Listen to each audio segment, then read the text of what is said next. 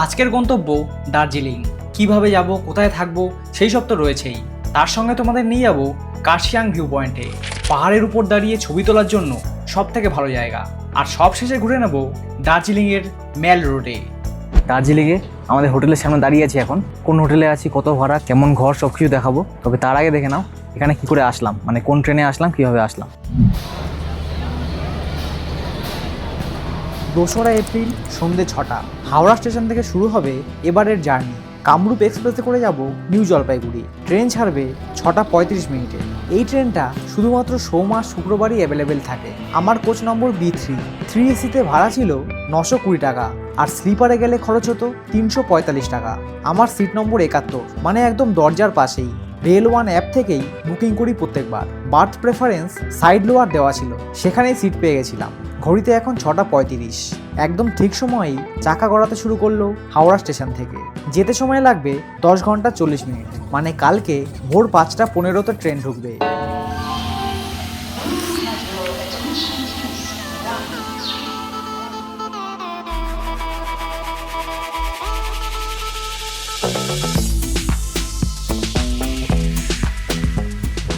স্টেশনের বাইরে চলে আসলাম। এই এনজেপি স্টেশনটা আরও এক্সপ্যান্ড করা হচ্ছে। এই দেখো কাজ চলছে এখনো। কাজটা কমপ্লিট হলে দেখতে হবে কেমন হয়। পার্কিংয়ের কাছে চলে আসলাম। এই আমাদের সুমো গাড়ি, এটা এই গাড়ি করে ঘুরবো। প্রথমে গিয়ে ব্রেকফাস্ট করে নেবো, তারপর সেখান থেকে একটা ভিউ পয়েন্ট দেখতে যাবো। সেটা দেখে যাবো হচ্ছে আমাদের হোটেলে।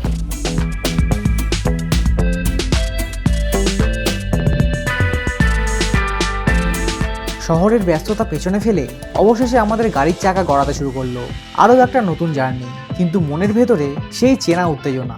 শহরের ধুলোমাখা ট্রাফিক, রাস্তার ধারের ছোট ছোট দোকানপাট, সব কিছু পেরিয়ে দার্জিলিংয়ের দিকে এগিয়ে চলেছি।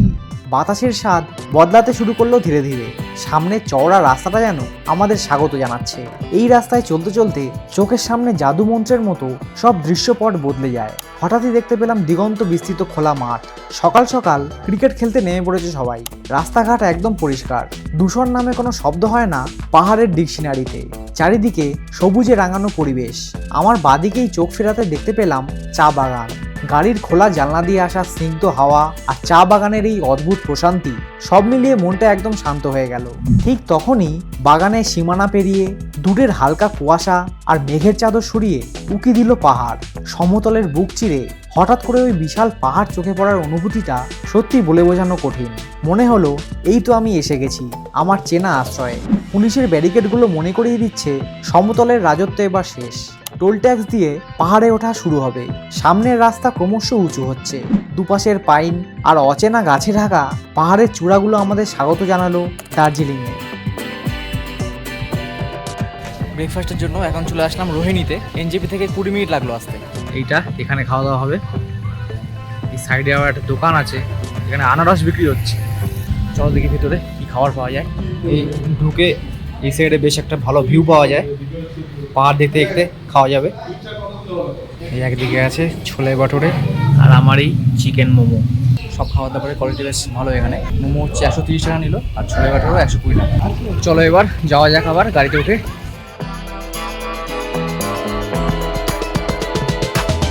রোহিণী থেকে এখন যাচ্ছি কার্শিয়াং, যেখানে গেলেই দেখতে পাওয়া যায় মেঘ, পাহাড়, আর অনুভব করা যায় অদ্ভুত এক শান্তি।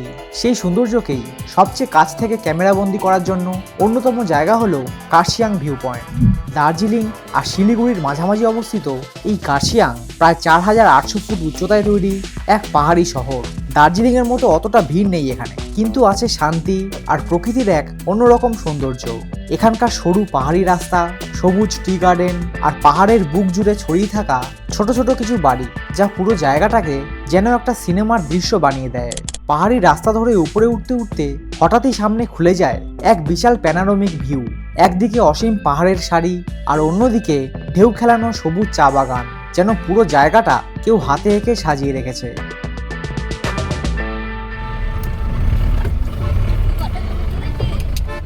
পাহাড়ের চূড়ায় বেশ কিছুক্ষণ সময় কাটিয়ে আবার শুরু হলো আমাদের যাত্রা। এবার গন্তব্য সোজা দার্জিলিং। দূরের কোনো এক পাহাড়ে যেন জমাট বেঁধেছে একটা শহর। হ্যাঁ, ওটাই আমার এইবারের ডেস্টিনেশন। কিন্তু পৌঁছতে কিছুটা দেরি হয়ে গিয়েছিল, কারণ সেই সময় পশ্চিমবঙ্গের রাস্তায় রাস্তায় চলছে এই ধরনের মিছিল। শেষ পর্যন্ত সব বাধা পেরিয়ে চলে আসলাম আমাদের সবার প্রিয় দার্জিলিংয়ে। এটা হলো দার্জিলিং স্টেশন, যেখানে দেখতে পাওয়া যায় উত্তরবঙ্গের সবথেকে বড় ঐতিহ্য টয় ট্রেন। শুধু দেখার জন্যই মানুষ ভিড় করে দাঁড়িয়ে থাকে এখানে। ট্রেনের ভিতরেও দেখলাম হাউসফুল। কাশিয়াকে যখন ছিলাম ঠান্ডা লাগছিল না খুব একটা, গরমই লাগছিল। যত উপরে উঠলাম আস্তে আস্তে দার্জিলিংয়ের দিকে, তত ঠান্ডা বাড়তে শুরু করেছিল আস্তে আস্তে। এখন টেম্পারেচার 20 ডিগ্রি মতো দেখাচ্ছে, ভালো পিসফুল ওয়েদার বেশ। এটা আমাদের হোটেল। এনজেপি থেকে 4 ঘন্টা লেগে গেল আসতে। মাঝখানে যদিও দুবার নেমেছিলাম, একবার ওই ব্রেকফাস্ট করতে, আরেকবার কাশিয়াং ভিউ পয়েন্টে। 12:15 বাজে এখন। চলো গিয়ে রুমগুলো দেখি কেমন। ফ্রি ওয়াইফাই আছে হোটেলে, লেখা রয়েছে বাইরেই। আর ভিতরে অপেক্ষা করতে হলে এখানে বসতে পারো। কিন্তু আমাদের সবাই একটা হোটেল হয়নি, ওই জন্য পাশেরটাও বুক করেছে। দুটো একদম পাশাপাশি হোটেল, তবে আমি দুটো হোটেলের কন্ট্যাক্ট নাম্বার ডিসক্রিপশনে দিয়ে দিয়েছি। এই পাশেরটা আমাদের একদম পুরনো বাড়ি, স্বাধীনতার ইতিহাস লেখা আছে। হোটেলের নাম দ্য মুন রিভার রিট্রিট। 3 তলায় উঠে আসলাম।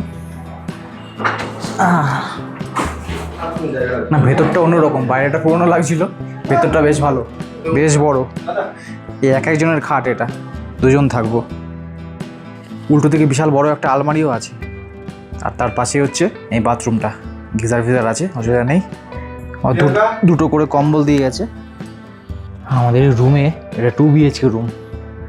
এখানে একটা বেডরুম, ওইটা একটা বেডরুম, আর মাঝখানে এটা হচ্ছে ডাইনিংয়ের প্লেস। এখানে টিভিও আছে, এদিকে আবার ওয়াইফাই লাগিয়ে রেখেছে। জিও সেট টপ বক্সও রয়েছে আবার টিভি দেখার জন্য।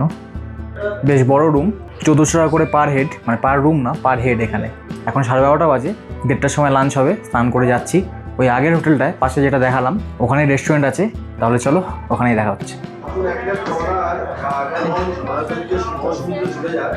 প্রথমে দিয়ে গেছে বেগুন ভাজা আর ভাত, তারপরে এসছে সোয়াবিন, ডালের বালতি, লাস্টে পেয়েছে এই রুই মাছ। ভালোই হলো খাওয়া দাওয়া।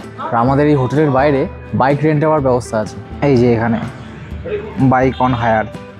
এই নাম্বারে ফোন করেছিলাম, বললো একদিনের জন্য স্কুটি নিতে 800 টাকা। আমার আজকে শেষ যে প্রোগ্রাম আছে সেটা হলো সন্ধ্যাবেলা মেল রোডে। তাহলে চলো জায়গাটা ঘুরে দেখি একবার। চলে আসলাম, 6:15 বাজে এখন। ভিড়ভাড়টা সেরকম কিছু নেই। আমি যে হোটেলে আছি, হোটেল থেকে মাত্র 2 মিনিট, মানে পায়ে হেঁটে মাত্র 2 মিনিট। জামা কাপড়ের তো প্রচুর দোকানপাট, আর ওষুধের দরকার পড়লে এখান দিয়ে ওষুধ কিনতে পারো। ওষুধেরও দোকান আছে, ঠান্ডার সব রকম জ্যাকেট ফ্যাকেট সব পেয়ে যাবে। এই দোকানটা কত বড় বেকরি শপ। এই একটা চায়ের দোকানও আছে, বেশ অনেক বড় দোকান। বেশিরভাগ সব জামা কাপড়ের দোকান। Manipur handloom stores. এদিকে আবার ডেকোরেশনের জিনিসপত্র, অনেক শোপিস আছে। Kalimpong art gallery. একটু খুলে দেখাও কি কিনলে।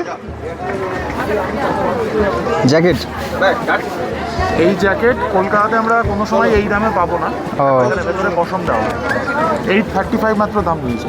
তাই? বাহ, এই জায়গায় কিন্তু বিশাল ভিড় হয়ে গেছে। আমার কিছু চা কেনার ইচ্ছা আছে, কিন্তু এখান থেকে কিনবো না, দাম একটু বেশি। ওই গোপালধারা যাবো লাস্টের দিন, ওখান থেকে কিনবো। আচ্ছা, এই গ্লিনারিদের সামনে আবার ছবি তোলার ঢল পড়েছে। লাইনে দাঁড়িয়েছে ছবি তোলার জন্য সবাই। এইসব ছবি সবাই কোটি টাকা দরে বিক্রি করবে। এই কেকের দোকানটাই সবচেয়ে ভিড় বেশি দেখলাম। ভেতরে ঢুকেছিলাম, বিভিন্ন রকমের কেক, ভালো লাগে না আমার খুব একটা। আমরা ঘুরতে ঘুরতে একটা জায়গায় চলে এসেছি, এটা হচ্ছে গোর্খা রঙ্গমঞ্চ ভবন। এখানেও আশেপাশে প্রচুর মার্কেট, প্রচুর জিনিসপত্র পাওয়া যাচ্ছে। এই জায়গায় নাকি আরও সস্তায় পাওয়া যায়। তাহলে চলো একবার ঘুরে দেখি জায়গাটাও। এখানেও বেশিরভাগ ঠান্ডার জিনিস, সোয়েটার, জ্যাকেট, ঘর সাজানোর জিনিসও রয়েছে, ছোটোখাটো দোকান সব। এইটা দেখো কত বড় জায়গা, আর ভেতরেও আছে। পিছন দিকে আবার খাবার দাবারের দোকানও রয়েছে, চাউমিন, মোমো। এই সাইডে আবার ফুচকা, এদিকে আবার ভেলপুরি নিচ্ছি 50 টাকা করে। এই দিয়েছে ভেলপুরি 50 টাকার। তো এখানে আরও জায়গা কিন্তু ঘোরার বাকি আছে। দেখতে হলে চ্যানেলটা সাবস্ক্রাইব করে রাখবে। এই ভিডিওটা এখানেই শেষ করছি। কেমন লাগলো কমেন্ট করে জানাও, ভালো লাগলে কিন্তু লাইক করতে ভুলো না। সন্ধ্যে 8:30 বাজে এখন, হোটেলে ফিরছি। এখান থেকে 2 মিনিট মাত্র। খাওয়া দাওয়া হয়ে গেছে, এবার ঘুম লাগাতে হবে হোটেলে গিয়ে, কারণ কালকে আবার 3টের সময় উঠবো, টাইগার হিল দেখতে যাবো।